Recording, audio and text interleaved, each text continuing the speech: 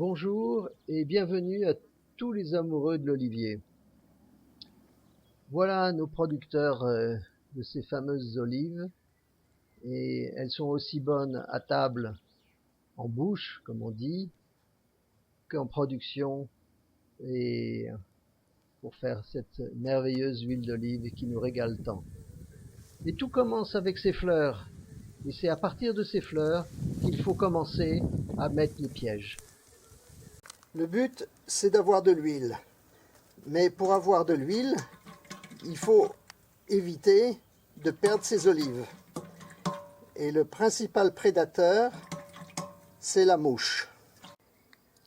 La mouche de l'olivier, donc, qui pique l'olive et qui fait son nid pour ses larves dans l'olive, peut détruire jusqu'à la totalité de la récolte. Donc, point de récolte d'huile. Le but de cette méthode, réservée plutôt aux gens qui ne veulent pas utiliser de pesticides et faire les choses simplement, sans dépenses excessives, c'est d'utiliser une bouteille en plastique qu'on trouve couramment, de marquer la bouteille avec une couleur jaune qui attire la mouche, et l'attractif principal étant la sardine.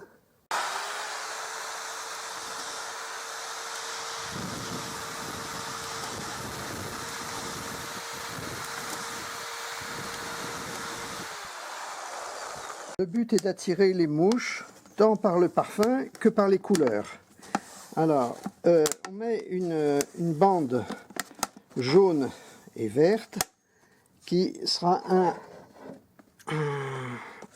piège supplémentaire pour attirer les mouches. Pour attacher les bouteilles, je prends un liant comme ça, plastique avec un fil de fer. Je mets 2 tours sous le col de la bouteille.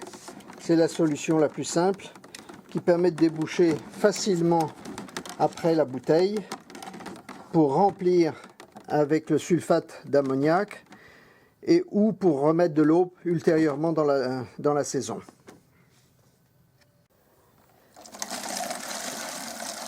Alors, environ 3/4 de litre, c'est bien. Demi de ces bouteilles. Et j'ai oublié de vous préciser tout à l'heure pour la mèche, pour le perçage, je vous conseille une mèche à bois. Les autres ne mordant pas sur le plastique. Ah oui, parce que vous êtes curieuse de plein de choses. Je vous propose d'écouter Manuel de Saya. Ouais.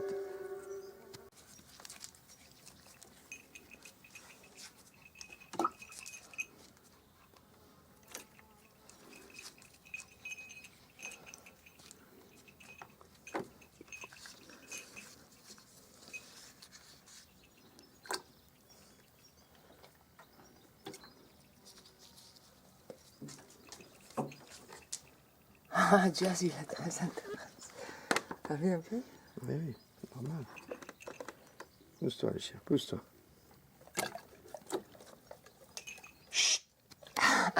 Alors, si vous avez des arbres très proches d'une maison et que vous ne souhaitez pas avoir l'odeur trop forte de la sardine, qui est ammoniaquée, on utilise du sulfate d'ammoniac.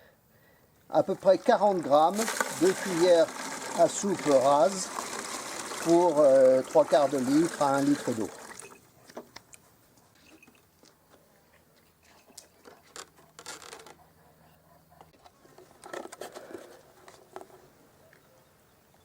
Et il faut faire attention à quelque chose Non, en accrochant.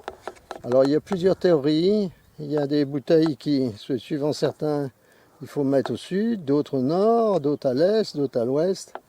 Bon, Et qu'est-ce que tu utilises comme ficelle? C'est quoi? ben, c'est un liant, un liant plastique avec un fil de fer à l'intérieur. Ah, d'accord. Ça tient plusieurs années. Oh. Une bouteille par arbre minimum, hein, avec de l'eau. Et combien d'eau?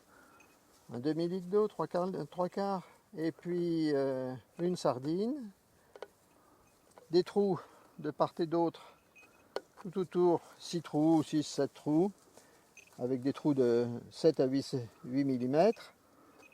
On met le bouchon parce que sans ça les mouches rentrent puis peuvent ressortir, et elles se noient là-dedans. Voilà.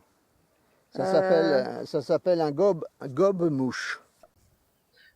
Tous les 10 arbres, il est opportun de mettre une capsule de phéromone sur une plaquette où vous avez mis de la glu qui attrapera tous les mâles, ce qui permet de diminuer considérablement la fécondation et donc la reproduction quantitative.